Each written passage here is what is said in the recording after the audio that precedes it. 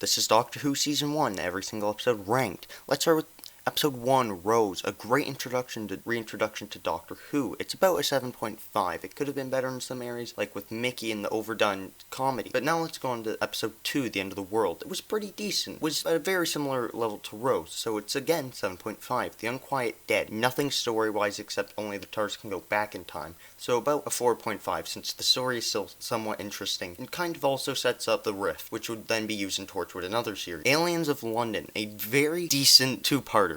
It's not the best two-parter, but it's also not the worst for the beginning of the series. They could have done a lot better, but they also could have done a lot worse. So about a 7.5. World War III, a very decent episode. I believe it has a little bit overdone comedy in a way in some scenes, but in other scenes it's decent. So again, 7.5. Dalek, the best introduction to a new concept, and it's the only other episode which only is one-worded, and I believe that it deserves a 10. The Long Game, stupid. This is the only episode with Adam. It's a 1.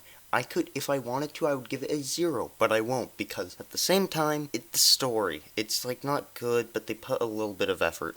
And the only purpose of it was to kick Adam out. Father's Day, an underrated gem.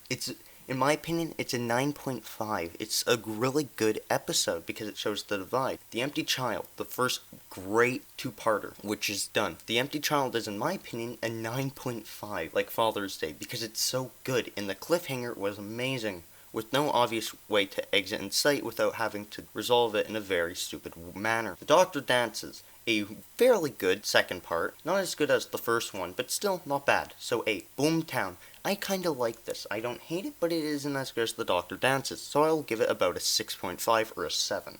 Bad Wolf, a fairly good introduction.